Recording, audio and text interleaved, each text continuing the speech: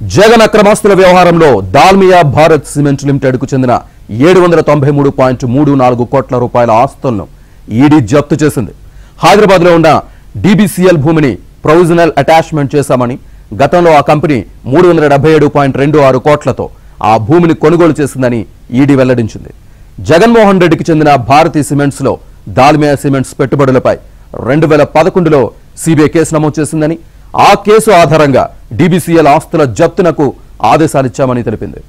ఈ పెట్టుబడుల ద్వారా మనీ లాండరింగ్ చట్టాన్ని ఆ కంపెనీ ఉల్లంఘించినట్లు పేర్కొంది.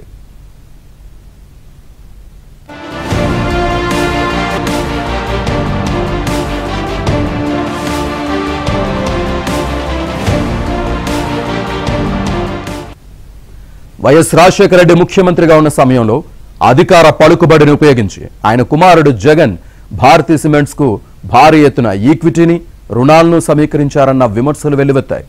భారతీ సిమెంట్స్ ఈక్విటీ షేర్లు 5.5 కోట్లున్నాయి. 10 షేర్స్ విలువకే 4.5 కోట్ల వాటాలను జగన్ ఆయన కంపెనీలు తీసుకోగా, మిగతా షేర్లను దాల్మియా సిమెంట్స్, ఇండియా సిమెంట్స్ వంటి సంస్థలు, మ్యాట్రిక్స్ ప్రసాద్ వంటి వ్యాపార ప్రముఖులు ఒక్కో షేరుకు 94 నుంచి 175 రూపాయలతో కొనుగోలు చేశారు. దాల్మియా సిమెంట్స్ ఆ తర్వాత 2 లక్షల షేర్లను 1440 నైసాచలే రేటుతో కొనుగోలు చేసింది. ఈ వ్యవహారంలో మనీ లాండరింగ్ జరిగిందని సిబిఐ గతంలో వెల్లడించింది. తాజాగా ఈడీ అవే అభియోగాలతో డీబీసీఎల్ ఆస్తుల జప్తునకు ఆదేశాలు జారీ చేసింది.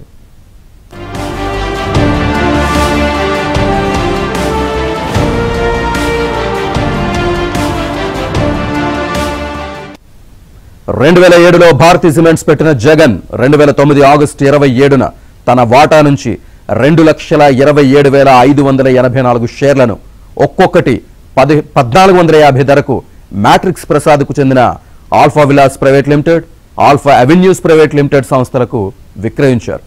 జగన్కు 33 కోట్ల రూపాయలు దక్కాయి. భారతీ సిమెంట్స్ ఉత్పత్తిని ప్రారంభించకముందే ఆయనకు భారీ ప్రతిఫలం దక్కిందన్న మాట.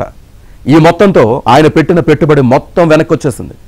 విక్రయించిన ఈ షేర్లు జగన్ వాటాలో 1% కంటే తక్కువే.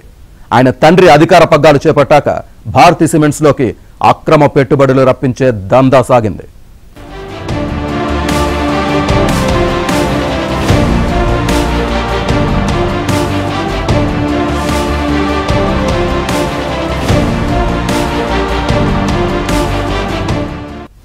అప్పటి గనుల శాఖ డైరెక్టర్ వి రాజగోపాల్ పక్క స్కెచ్ తో సాగిన అడ్డగోలు దోపిడీ బాగోతం అప్పట్లో విమర్శలకు కేంద్ర బిందువైంది.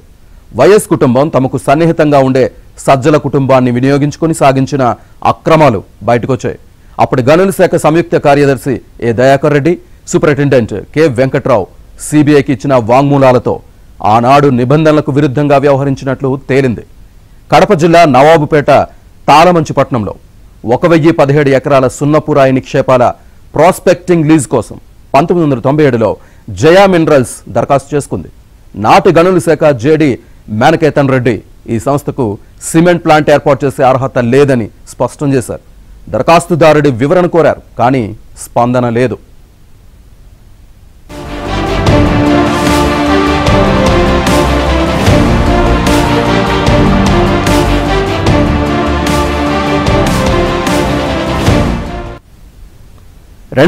లో రాజశేఖర రెడ్డి గద్దెనెక్కాక ఈ ఫైల్ ఒక్కసారిగా కదిలింది. ఇదే సంస్థ నుంచి మరో దరఖాస్తును స్వీకరించారు. ఎన్నో ఏళ్లు స్పందించిన కంపెనీకి ప్రాస్పెక్టింగ్ లైసెన్స్ మంజూరు చేసేలా రాజగోపాల్ ప్రతిపాదనలు పంపారు.